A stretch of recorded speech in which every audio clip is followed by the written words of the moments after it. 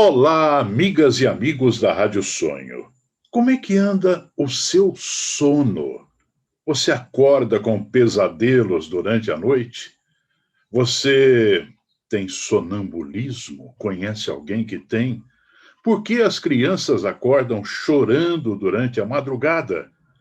Tudo isso nós vamos saber agora com uma entrevista muito legal com uma neurologista que estuda sonambulismo, o problema da insônia, o problema dos pesadelos. Será que eles têm alguma coisa a ver com a vida real?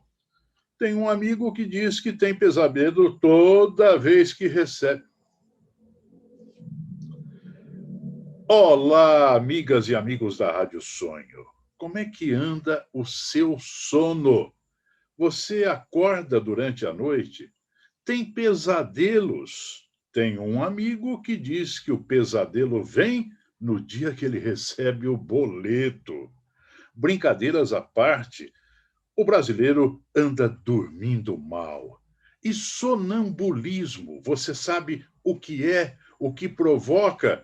Tudo isso vem aí num papo muito legal com uma neurologista que estuda estas intercorrências do sono.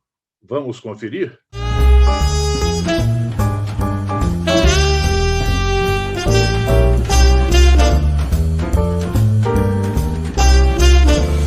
Nossa convidada é a doutora Maíra Honorato, neurologista pela Universidade, pela Faculdade de Medicina da USP.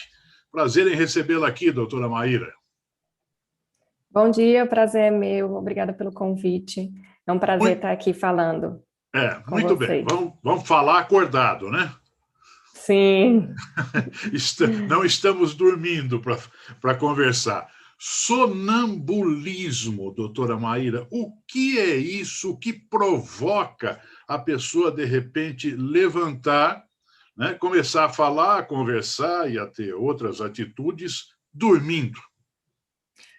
O sonambulismo, ele é classificado dentro das doenças do sono como uma parassonia.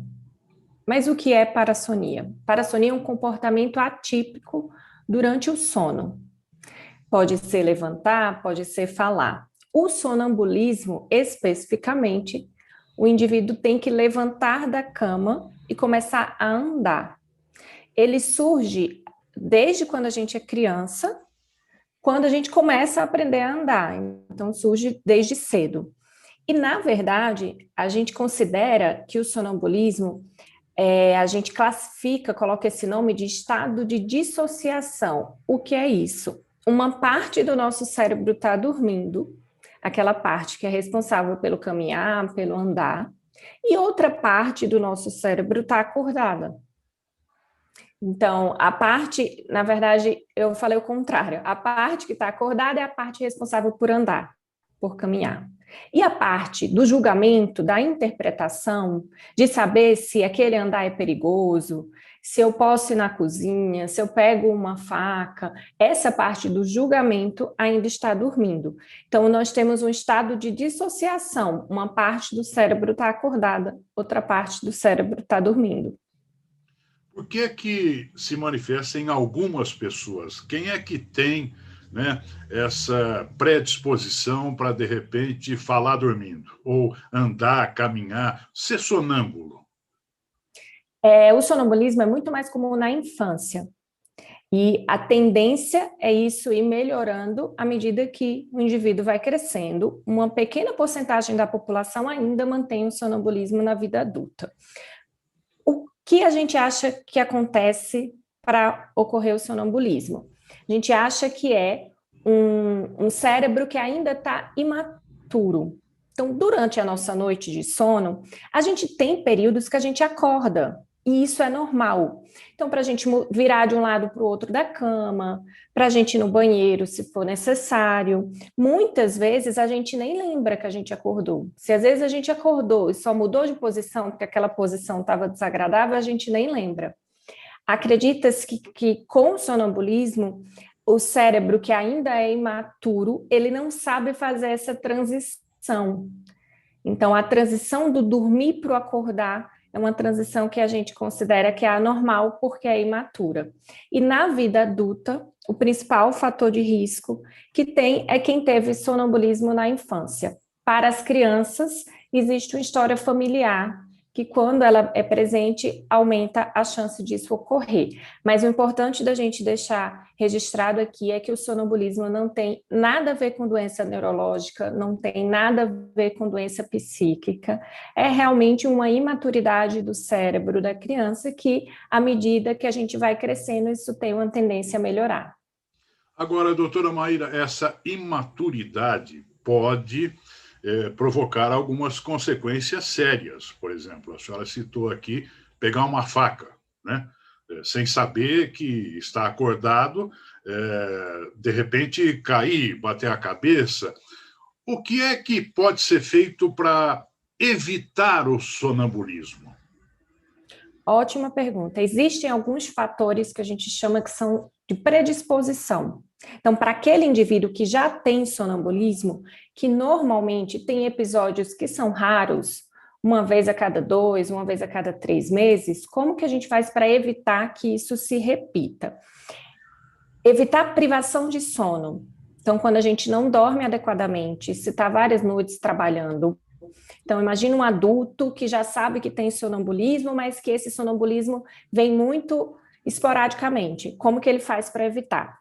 Evitar ficar privado de sono, porque a privação de sono altera os nossos estágios de sono ao longo da noite.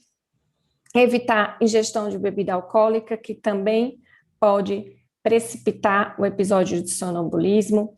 Alguns medicamentos, então, alguns remédios podem também fazer com que surja o sonambulismo, e é muito comum, principalmente nas crianças, quando a gente dorme em local que não é o nosso local habitual do sono. Estranha, então, não né? é incomum a gente ver notícias, tiveram até notícias recentes, né, de uma adulta que estava viajando, dormindo no hotel, isso aconteceu, ou a criança quando vai dormir na casa de um colega, de um amigo, e quando você dorme num local que não é o seu local habitual de sono, também pode acontecer o sonambulismo. Aquela imagem, símbolo do sonambulismo, é só a imagem ou é aquilo mesmo, com os 2 braços esticados, né? Andando de olho fechado? É só uma imagem, mas eu diria que na maioria dos casos ela se assemelha muito com a realidade. O indivíduo, no momento do sonambulismo, ele está com os olhos abertos, então ele parece mesmo que está acordado. Só que é um olhar aberto um pouco confuso. Se você chega próximo, você percebe que a pessoa não está no seu normal. O fato de esticar os braços não é algo tão comum de acontecer, isso seria mais da imagem mesmo que se criou. É perigoso acordar alguém que está na fase de sonâmbulo?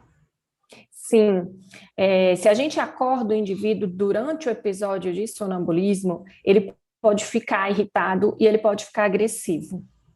Então, o ideal para fazer, se você tem um filho com sonambulismo, se convive com alguém com sonambulismo, é ir calmamente levando aquele indivíduo de volta para a cama, sem tentar confrontá-lo.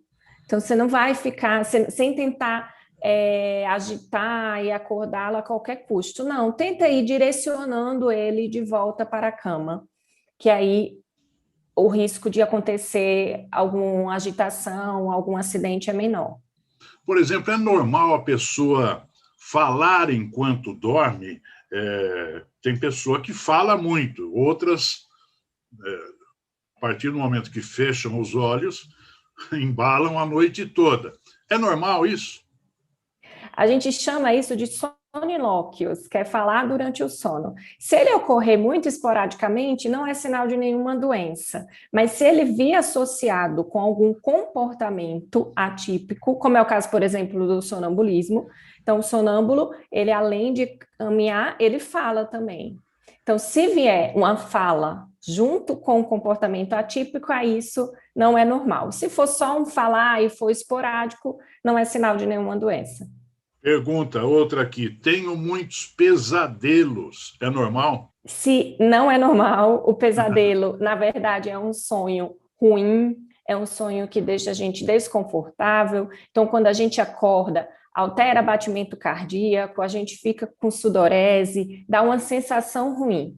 Se esses pesadelos estão ocorrendo com frequência e está causando consequência, está causando desconforto, não é normal e a gente considera isso uma doença e precisa tratar. Mas se for esporadicamente, acredito que todo mundo aqui já teve um pesadelo na vida, isso também, quando é esporádico, não é sinal de nenhuma doença. Eu tenho um amigo que fala que tem dia certo para ter pesadelo, é quando chega o boleto. Você sabe que tem muita associação, né? O nosso sonho tem relação com o que a gente vive no nosso dia, né? Então, às vezes o medo do boleto, o medo de alguma coisa acontecer aparece nos nossos sonhos e vira pesadelo. Mais uma dúvida, doutora Maíra. Meu filho acorda assustado, chorando no meio da noite. O que pode ser isso? Isso também, lá no começo eu falei, é uma parassonia, igual ao sonambulismo, só que essa tem outro nome, que é terror noturno. Qual que é a diferença para o sonambulismo? A criança acorda, normalmente não levanta e não anda da cama, mas ela chora muito, também fica suando, aumenta a frequência cardíaca, aumenta a frequência respiratória, e é muito desesperador para quem assiste o episódio. Então, para os pais, mais uma vez, também é mais comum nas crianças, é muito perturbador. Mas também é uma doença que tem uma tendência a melhorar ao longo da vida, à medida que a criança vai crescendo e que aquele cérebro vai amadurecendo. Se esses episódios estão ocorrendo muito frequentemente, existe um tratamento medicamentoso específico. E quando a criança começa a chorar, qual deve ser a atitude dos pais, ou da mãe ou do pai? Também, igual o sonambulismo, se você tentar acordar a criança, pode ser pior, porque ela pode ficar irritada e agressiva. No caso do terror noturno, como a criança não levanta da cama, é tentar acalmá-la. E acalmar a si mesmo, porque eu costumo dizer que é mais angustiante para os pais do que para a própria criança. Porque a criança não lembra, inclusive, do episódio depois. Então, é mais angustiante para os pais. Tenta acalmar a criança, fica lá junto e espera o episódio passar, que normalmente ele é curto, mas a gente sabe que para quem está vivendo aquela situação, parece que dura horas, né? É verdade. Doutora Maíra Honorato, um prazer enorme tê-la aqui. Muito obrigado pelas informações, explicações e um bom trabalho. Obrigada pelo convite. Bom dia, pessoal, e boa semana.